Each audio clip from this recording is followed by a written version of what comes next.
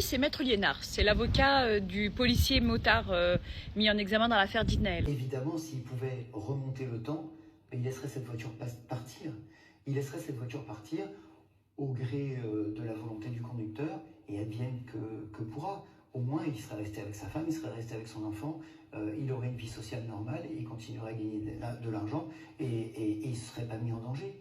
Alors il dit qu'il regrette, évidemment qu'il regrette, je veux dire personne ne se satisfait de tuer quelqu'un quand bien même il a l'intime conviction d'être en légitime défense, mais c'est pas ça le sujet aujourd'hui. Il explique que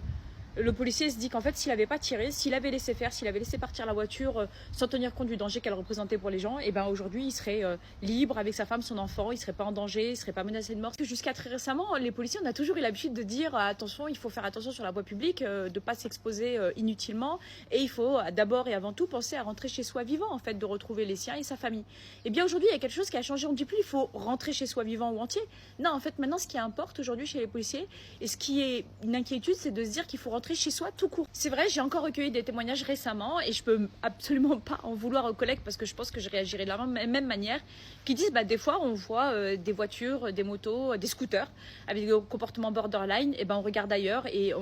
si à la première injonction de s'arrêter la personne elle refuse d'obtempérer donc, écoute, on laisse faire, tant pis, parce qu'en fait au final on va lui faire une chasse, on va faire une course poursuite. Si le gars il est en deux roues et qu'il percute et qu'il se tue, on va être mis en examen et on va se retrouver en prison, etc., voire pire. Et puis quand je dis pas pire que la prison, c'est-à-dire menacé de mort, etc.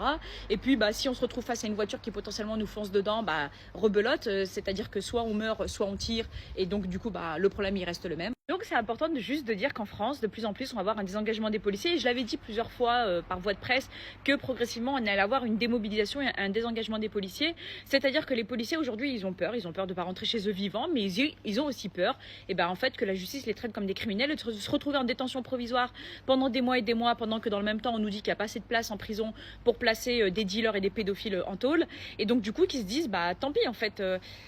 moi je veux juste rentrer chez moi. Le risque, c'est quoi ?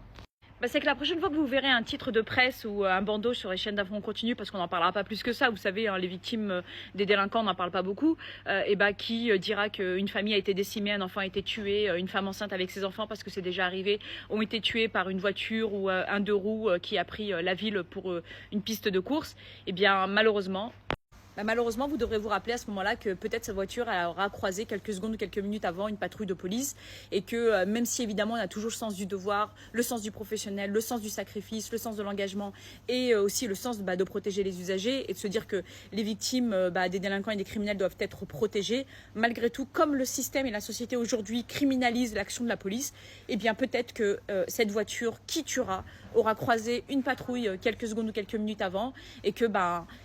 ne voulant pas prendre de risques pour eux-mêmes, ils auront laissé fuir la voiture qui aura refusé d'obtempérer. Et ça c'est un choix de société, c'est triste, et j'attends absolument pas avec impatience le prochain titre qui dira qu'une famille aura été décimée ou qu'un enfant aura été percuté et tué. Mais malheureusement, les propos de cet avocat-là, ils sont hyper significatifs, parce que de plus en plus de policiers le disent, on veut rentrer chez nous, on veut juste rentrer chez nous.